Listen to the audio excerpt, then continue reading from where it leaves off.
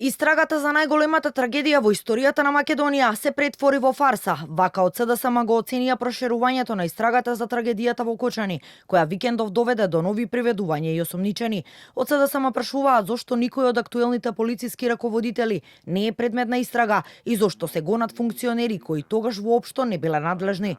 Оттаму посочуваат дека дозволата за пиротехника, што е директна причина за пожарот, е под МВР и сметаат дека пропустите и превенцијата се целосно кај Министерството и актуелното раководство, од кое, како што велат, нема ниту еден осумничен. Вечерта на трагедијата постоеле дежурни началници од ОВР Кочани, СВР Штип и БЈБ.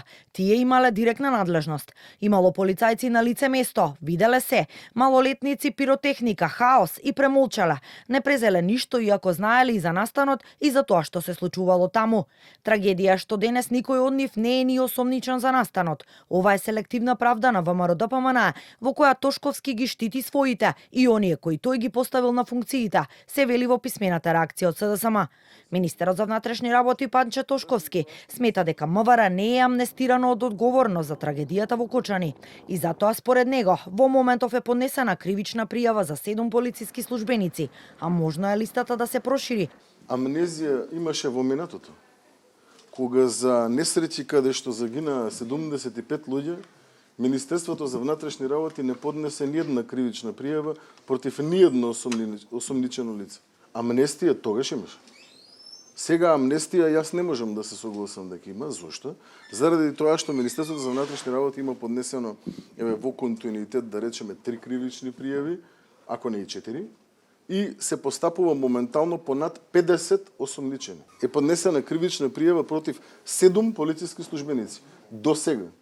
Заклучно до вчера. Против 7 политички службеници. Може би во текот на наредниот период ќе имаме и други. Левица пак утрово поднесе интерпелација за министерот Тошковски, за како што велат грубо занемарување и несоодветно вршење на функцијата. Од партијата укажуваат на сериозни институционални пропусти, селективна правда и прикривање на лица кои требало да дејствуваат. Реакција за проширената истрага за Кочани стигна и од ДУИ, од каде обвинија дека истрагата за трагедијата е селективна, еднострана и таргетирана кон албанците.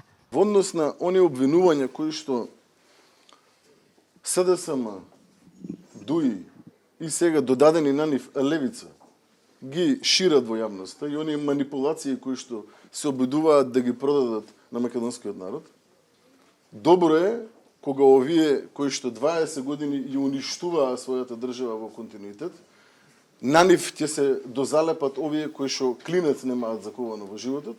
Добро е македонските граѓани вака да ги видат од една страна и тогаш знаете кога сте од другата страна дека сте на правилната страна. Државниот јавен обвинител Коцевски вчера ги отфрли партиските прозивки за селективна правда и тој како и Тошковски уверува дека истрагата се води неселективно и темелно и дека ќе одговара секој еден за кој ќе се утврди било каква поврзаност и непостапување за несреќата во Кочани.